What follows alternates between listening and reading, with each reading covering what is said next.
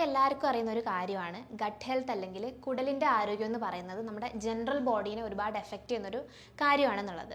അപ്പോൾ ഇന്നൊരു 10 പേരെ എടുത്ത് നോക്കിക്കഴിഞ്ഞാൽ അതിലൊരു 8 പേരെങ്കിലും കുടൽ സംബന്ധമായ പ്രശ്നങ്ങൾ അനുഭവിക്കുന്ന ആൾക്കാരാണ്.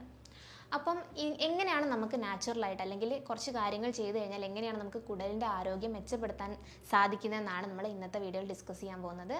ഹായ്, ഞാൻ doctor Arya, naturopathic physician, Q&B health care.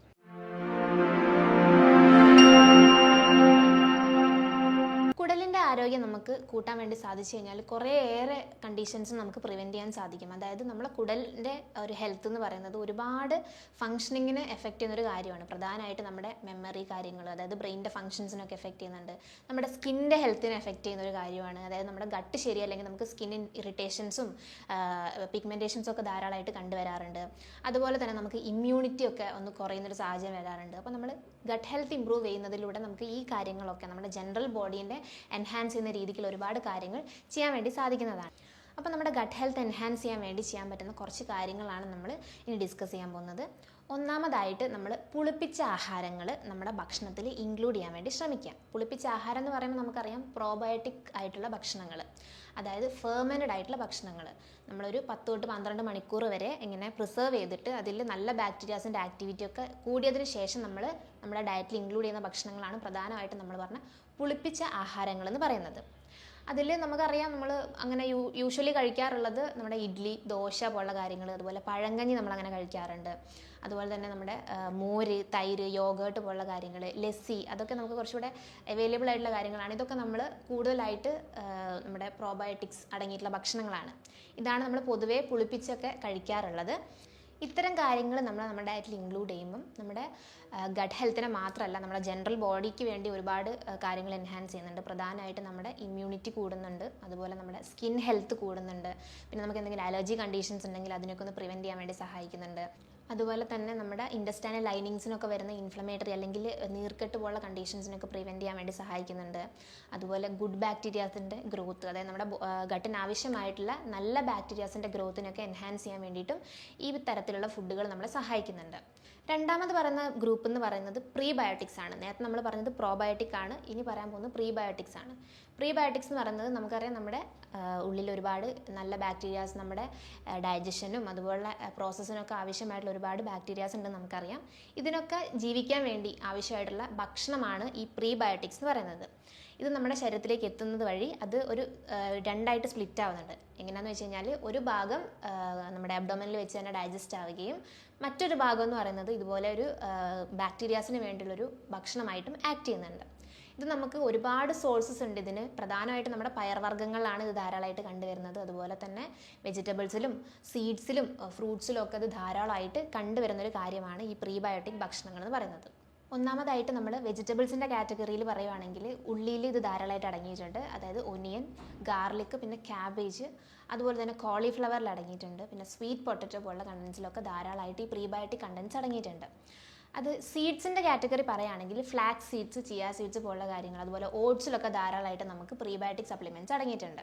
ഇനി ഫ്രൂട്ട്സിൻ്റെ കേസ് പറയുകയാണെങ്കിൽ പഴം, ആപ്പിളൊക്കെ പോലുള്ള കാര്യങ്ങൾ നമ്മുടെ ഡയറ്റിൽ ഇൻക്ലൂഡ് ചെയ്യുകയാണെങ്കിലും ഇതുപോലെ പ്രീബയോട്ടിക് ആയിട്ടുള്ളൊരു കണ്ടൻറ്റ് നമ്മുടെ ബോഡിയിലേക്ക് ഇൻടേക്ക് ആവുന്നുണ്ട്.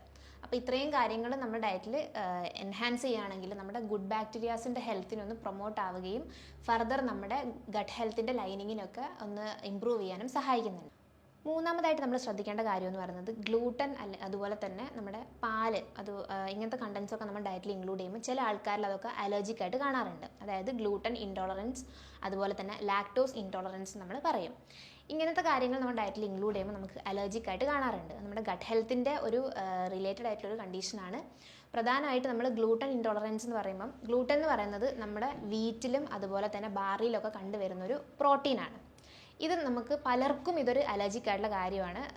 ചില ആൾക്കാരിൽ ഈ ഗ്ലൂട്ടൻ അല്ലെങ്കിൽ വീറ്റൊക്കെ ധാരാളമായിട്ട് കഴിക്കുന്നത് ഒരു ഗ്യാസ്ട്രിക് ഇഷ്യൂസ് ഉണ്ടാക്കും. ചില ആൾക്കാരിൽ അത് ഡയറിയ പോലെ അല്ലെങ്കിൽ പുളിച്ച് കയറി വരിക, വയറ് ഉരുണ്ട് കയറി വരുന്ന പോലെയൊക്കെ തോന്നുക. അതുപോലെ ചില ആൾക്കാരിൽ അത് വയറ് വേദന പോലെ കണ്ടുവരിക. ഇതൊക്കെ ഗ്ലൂട്ടൻ കഴിക്കുന്ന സമയത്ത് അല്ലെങ്കിൽ ഗോതമ്പ് ധാരാളമായിട്ട് കഴിക്കുന്ന സമയത്ത് കണ്ടുവരാറുണ്ട്. അതിനുള്ള കാരണം എന്ന് പറയുന്നത് ഇത് നമ്മുടെ ഗട്ടിനൊരു ഇറിറ്റൻ്റ് ആയിട്ടാണ് ആക്ട് ചെയ്യുന്നത്.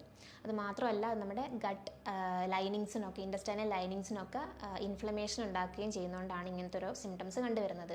അതുകൊണ്ട് തന്നെ ഈ പർട്ടിക്കുലർ കാറ്റഗറി ആയിട്ടുള്ള ഭക്ഷണങ്ങൾ അലർജിക് ആയിട്ടുള്ള ആൾക്കാർ അത് കഴിവതും ഒഴിവാക്കിയിട്ട് അതില്ലാത്ത ഭക്ഷണങ്ങൾ ഇൻടേക്ക് ചെയ്യാൻ വേണ്ടിയിട്ട് ശ്രമിക്കുക. രണ്ടാമത് നമ്മൾ പറഞ്ഞു ഇതേ കാറ്റഗറിയിൽ മിൽക്കിൻ്റെ കാര്യം പറഞ്ഞു, അതായത് ലാക്ടോസ് ഇൻടോളറൻസ് എന്ന് പറയുന്നത്. പൊതുവേ നമ്മൾ പറയുന്നത് പാലെന്ന് പറയുന്നത് ഒരു കംപ്ലീറ്റ് ആയിട്ടുള്ള ഏറ്റവും പോഷകം ഏറിയിട്ടുള്ളൊരു ഭക്ഷണമാണെന്നാണ് പൊതുവേ നമ്മൾ പറയാറുള്ളത്. എന്നാൽ പലർക്കും അത് അലർജിയാണ്. കുറേ ആൾക്കാരിലൊക്കെ അത് ഒരുപാട് ഗ്യാസ്ട്രിക് ഇഷ്യൂസൊക്കെ ഉണ്ടാക്കുന്നുണ്ട്. അതായത് പുളിച്ച് കയറി വരുമ്പോലെയോ വയറിനകത്ത് കത്തുന്ന പോലെയൊക്കെ തോന്നുക, ബേണിംഗ് സെൻസേഷൻസ് ഉണ്ടാക്കുക, അങ്ങനെ ഒരുപാട് പ്രശ്നങ്ങൾ ചില ആൾക്കാരിലൊക്കെ ഈ പാലിൻ്റെ പ്രോഡക്ട്സോ കഴിക്കുമ്പം ഉണ്ടാവാറുണ്ട്. അപ്പം അങ്ങനെയുള്ള കണ്ടീഷൻസിലും ഇതേപോലെ നമ്മുടെ ഇൻറ്റസ്റ്റൈനൽ ലൈനിങ്സിനൊക്കെ ഇൻഫ്ലമേഷനും ഇൻഫെക്ഷനും ഉണ്ടാക്കുന്നത് കൊണ്ടാണ് പ്രധാനമായിട്ടും നമുക്ക് ഈ ലാക്ടോസ് ഇൻടോളറൻസ് വരുന്നത്. അപ്പം അങ്ങനെയുള്ള ഭക്ഷണങ്ങളും കഴിവതും ഈ അലർജിക് ആയിട്ടുള്ള ആൾക്കാർ ഒഴിവാക്കണം. അലർജി ഇല്ലാത്ത ആൾക്കാർക്ക് ഈ ഭക്ഷണങ്ങൾ കഴിക്കുന്നത് കൊണ്ട് പ്രത്യേകിച്ച് ബുദ്ധിമുട്ടുകളൊന്നും വരാൻ പോകുന്നില്ല. പക്ഷേ നമ്മൾ അലർജിക് ആണെങ്കിൽ ഈ ഭക്ഷണങ്ങൾ ഒഴിവാക്കുകയാണെങ്കിൽ നമുക്ക് നമ്മുടെ ഗട്ട് ഹെൽത്തിനെ ഇമ്പ്രൂവ് ചെയ്യാൻ വേണ്ടിയിട്ട് ഒരുപാട് സഹായിക്കുന്നുണ്ട്. ഇത്തരത്തിലുള്ള ഗ്ലൂട്ടൻ അതുപോലെ തന്നെ നമ്മുടെ ലാക്ടോസ് പോലുള്ള കാര്യങ്ങളൊക്കെ നമ്മൾ അലർജിക് ആണെങ്കിൽ അത് ഇൻടേക്ക് ചെയ്യുന്ന സമയത്ത് നമുക്ക് ഇൻഡൈജഷൻ പോലെ, അതായത് ദഹനക്കേട് പോലുള്ള ബുദ്ധിമുട്ടുകൾ, അതുപോലെ തന്നെ ഇറിറ്റേഷൻസ് ഉണ്ടാക്കുക, അല്ലെങ്കിൽ ലീക്കി കട്ട് പോലുള്ള കണ്ടീഷൻസൊക്കെയാണ് ഫർദർ ഉണ്ടാവുക. സോ ഇങ്ങനെ ഒരു അലർജി ഉള്ള ആൾക്കാർ മാക്സിമം അത് പ്രിവെൻറ്റ് ചെയ്യുന്നതാണ് ഏറ്റവും നല്ലത്. നാലാമതായിട്ട് പറയുന്നത് സ്ട്രെസ്സിനെ പറ്റിയാണ്. നമ്മുടെ ഗട്ട് ഹെൽത്തിനെ ഒരുപാട് എഫക്റ്റ് ചെയ്യുന്ന ഒരു കാര്യമാണ് സ്ട്രെസ് എന്ന് പറയുന്നത്. നമുക്കൊരു സ്ട്രെസ്ഫുൾ ആയിട്ട് കണ്ടീഷൻ ഉണ്ടെങ്കിൽ തന്നെ നമ്മുടെ ഗട്ട് ഹെൽത്ത്, അതായത് നമ്മുടെ വയറിൻ്റെയും കുടലിൻ്റെ ആരോഗ്യമൊക്കെ ഒരുപാട് മോശത്തിലേക്കാണ് പോവുക. നമുക്ക് എത്രത്തോളം സ്ട്രെസ്സ് കൂടുന്നുണ്ടോ അത്രത്തോളം നമ്മുടെ ഗട്ടിൻ്റെ ഹെൽത്തും കുറഞ്ഞു വരുന്നുണ്ട്. ഇതിന് പ്രധാന കാരണം എന്ന് പറയുന്നത് നമുക്കറിയാം, നമ്മുടെ ഗട്ട് ബ്രെയിൻ ആക്സിസ് എന്ന് പറയും. നമ്മുടെ വയറും നമ്മുടെ ബ്രെയിൻ തമ്മിൽ ഒരു റിലേഷൻഷിപ്സ് അല്ലെങ്കിൽ ഒരു മെസ്സേജ് പാസ് ചെയ്യുന്നൊരു കാര്യമാണ് ഈ ഗട്ട് ബ്രെയിൻ ആക്സിസ് എന്ന് പറയുന്നത്. അപ്പോൾ നമ്മുടെ ഗട്ട് ഹെൽത്ത് എത്രത്തോളം മോശമാണോ അത് നമ്മുടെ ബ്രെയിൻ ഫംഗ്ഷനിങ്ങിനെ ഒരുപാട് എഫക്റ്റ് ചെയ്യുന്നുണ്ട്.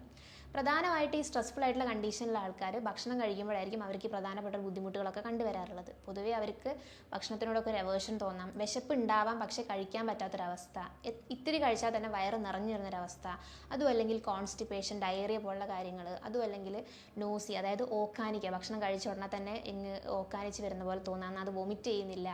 അതുപോലെ തന്നെ ചെറിയ എന്തെങ്കിലും ഭക്ഷണം കഴിക്കുമ്പോൾ തന്നെ ഒരുപാട് വയറ് വേദനിക്കും പോലെയൊക്കെ തോന്നുക, അങ്ങനെ ഒരുപാട് സിംറ്റംസ് ഒക്കെ ഈ ഒരു സ്ട്രെസ് റിലേറ്റഡ് ആയിട്ട് നമുക്ക് കാണാൻ പറ്റുന്നുണ്ട്. അത് മാത്രമല്ല, നമ്മൾ പറഞ്ഞു കോൺസ്റ്റിപ്പേഷൻ, ഡയറിയ പോലുള്ള ബുദ്ധിമുട്ടുകൾ നമുക്ക് ഉണ്ടാകും. ചിലപ്പോൾ ആ കോൺസ്റ്റിപ്പേഷൻ ഫർദർ നമുക്ക് പൈൽസ്, അതുപോലെ ഫിഷർ പോലുള്ള കണ്ടീഷൻസ് ഒക്കെ ഉണ്ടാക്കുകയും അത് നമുക്ക് കുറച്ചുകൂടെ കോംപ്ലിക്കേറ്റഡ് ആയിട്ടുള്ളൊരു സിറ്റുവേഷനിലേക്കാണ് മാറുന്നത്. അപ്പം സ്ട്രെസ്ഫുൾ ആയിട്ടുള്ള കണ്ടീഷൻ നമ്മൾ എങ്ങനെയാണോ നമുക്കതിനെ മാനേജ് ചെയ്യാൻ പറ്റുന്നത് അതനുസരിച്ചായിരിക്കും നമുക്ക് നമ്മുടെ ഗട്ട് ഹെൽത്തിനെയും എൻഹാൻസ് ചെയ്യാൻ പറ്റുന്നത്. സ്ട്രെസ് എന്ന് പറയുന്നത് പൊതുവേ ഇന്ന് എല്ലാവരിലും കണ്ടുവരുന്നൊരു കാര്യമാണ്. ആർക്കും ഏജ് വെച്ചിട്ടല്ല നമുക്ക് ഇതുപോലൊരു സ്ട്രെസ് വരുന്നത്. എല്ലാ പ്രായത്തിലുള്ള ആൾക്കാരും ഒരുപോലെ എഫക്റ്റ് ചെയ്യുന്നൊരു കാര്യമാണ് സ്ട്രെസ് എന്ന് പറയുന്നത്. അത് എക്സാം ടെൻഷൻസിൽ തൊട്ട് നമ്മുടെ വർക്ക് സ്ട്രെസ് വരെ, അല്ലെങ്കിൽ റിലേഷൻഷിപ്പ് സ്ട്രെസ് വരെ, അങ്ങനെ ഒരുപാട് രീതിക്കാണ് നമുക്ക് സ്ട്രെസ്സുകൾ വരുന്നത്. അപ്പോൾ അതിനെങ്ങനെ നമുക്ക് ഹെൽത്തിയായി മാനേജ് ചെയ്യാൻ പറ്റുമെന്നാണ് നമ്മൾ നോക്കേണ്ടത്. പ്രധാനമായിട്ട് നമുക്ക് ചെയ്യാൻ പറ്റുന്ന കാര്യം എന്ന് പറയുന്നത് നമ്മുടെ ഓവർ തിങ്കിങ്, അല്ലെങ്കിൽ നമ്മുടെ അമിതമായിട്ട് നമ്മൾ ഈ കാര്യത്തിനെ പറ്റി ചിന്തിച്ചുകൊണ്ടിരിക്കുന്നതൊന്ന് കൺട്രോൾ ചെയ്ത് കൊണ്ടുവരാൻ ശ്രമിക്കുക. അതുപോലെ തന്നെ മെഡിറ്റേഷൻ ടെക്നിക്സൊക്കെ, നമ്മുടെ ധ്യാനം പോലുള്ള കാര്യങ്ങളൊക്കെ നിങ്ങൾ റൊട്ടീനിൽ ഇൻക്ലൂഡ് ചെയ്യുന്നതും വളരെ നല്ലതാണ്. അതുപോലെ ഒന്ന് തന്നെയാണ് യോഗ, മെഡിറ്റേഷൻ, ബ്രീത്തിങ് ടെക്നിക്സ്. ഇതൊക്കെ നമുക്ക് ഒരുപാട് നമ്മുടെ സ്ട്രെസ്സിനെ മാനേജ് ചെയ്യാൻ വേണ്ടിയിട്ട് ഒരുപാട് സഹായിക്കുന്ന കാര്യങ്ങളാണ്. അത് മാത്രമല്ല, നമ്മൾ നമ്മുടെ ബുദ്ധിമുട്ടുകൾ നമുക്ക് അത്രയും ക്ലോസ് ആയിട്ടുള്ള ആൾക്കാരോടൊക്കെ ഒന്ന് ഷെയർ ചെയ്യാൻ വേണ്ടി ശ്രമിക്കുകയാണെങ്കിൽ നമുക്ക് ആ ഉള്ളിലിരിക്കുന്ന ആ ഒരു ബുദ്ധിമുട്ടൊന്ന് കുറഞ്ഞു വരാൻ ഒരുപാട് സഹായിക്കും. അത് മാത്രമല്ല, നമ്മൾ എപ്പോഴും ഓരോ കാര്യങ്ങളിൽ എൻഗേജ്ഡ് ആയിരിക്കാൻ വേണ്ടി ശ്രമിക്കുക. അതായത് നമ്മൾ ചിന്തിച്ചുകൊണ്ടിരിക്കാൻ ഒരു ഗ്യാപ്പ് കൊടുക്കാതെ നമ്മുടെ മൈൻഡിനെ എപ്പോഴും കൺട്രോൾ ചെയ്യാൻ വേണ്ടിയിട്ട് ഓരോ കാര്യങ്ങൾ എപ്പോഴും എൻഗേജ്ഡ് ആയിരിക്കാൻ വേണ്ടി ശ്രമിക്കുക. ചെറിയ ചെറിയ ആക്ടിവിറ്റീസ്, ഇൻട്രസ്റ്റിംഗ് ആയിട്ടുള്ള കുറച്ച് കാര്യങ്ങളൊക്കെ ചെയ്യാൻ വേണ്ടി ശ്രമിക്കുക. മൊബൈൽ ഫോൺസിൻ്റെ യൂസൊക്കെ ഒന്ന് കുറച്ചിട്ട് നമുക്ക് നമ്മുടെ ബ്രെയിൻ ഫംഗ്ഷനിങ്ങിനൊക്കെ എൻഹാൻസ് ചെയ്യുന്ന രീതിക്കുള്ള എന്തെങ്കിലും ആക്ടിവിറ്റീസൊക്കെ ചെയ്യാൻ വേണ്ടിയിട്ട് ശ്രമിക്കുക. എക്സസൈസ് നമ്മുടെ റൊട്ടീൻ്റെ ഒരു ഭാഗമാക്കുക. ദിവസം ഒരു 30 to 45 മിനിറ്റ്സ് എന്തെങ്കിലും എക്സസൈസുകൾ കമ്പൽസറി ആയിട്ട് ചെയ്യാൻ വേണ്ടി ശ്രമിക്കുക. അത് മാത്രമല്ല, രാവിലെ നമുക്ക് ഉണ്ടാവുന്ന, അതായത് നമ്മൾ ഒരു 7 to 7:30 അല്ലെങ്കിൽ 8 o'clock ബിറ്റ്വീൻ ഉണ്ടാവുന്ന ഒരു വെയിൽ രാവിലെ കൊള്ളാൻ വേണ്ടി ശ്രമിക്കുക. ഇത് നമുക്ക് ആ ദിവസം മൊത്തം ഒന്ന് ബൂസ്റ്റായിരിക്കാൻ വേണ്ടിയുള്ളൊരു എനർജി പ്രൊവൈഡ് ചെയ്യാൻ ഒരുപാട് ഹെൽപ്ഫുൾ ആയിട്ടുള്ള കാര്യമാണ്. അപ്പം അതിനും നമ്മൾ ശ്രമിക്കുകയാണെങ്കിൽ നമുക്ക് ഒന്നും കൂടെ നമ്മുടെ ഇങ്ങനത്തെ ഗട്ട് ഹെൽത്ത് അല്ലെങ്കിൽ സ്ട്രെസ്സിനൊക്കെ ഒന്ന് മാനേജ് ചെയ്തിട്ട് നമ്മുടെ ഗട്ട് ഹെൽത്തിനൊക്കെ ഒന്ന് പ്രോപ്പർ ചെയ്യാൻ വേണ്ടിയിട്ടും സഹായിക്കുന്നു. അപ്പം ഞാൻ ഇത്രയും പറഞ്ഞതിൽ നിങ്ങൾക്ക് മനസ്സിലായിട്ടുണ്ടാവും നമ്മുടെ ഗട്ട് ഹെൽത്ത് എന്ന് പറയുന്നത് നമ്മുടെ ശരീരത്തിന് ഏറ്റവും ഇമ്പോർട്ടൻ്റ് ആയിട്ടുള്ളൊരു കാര്യമാണ്.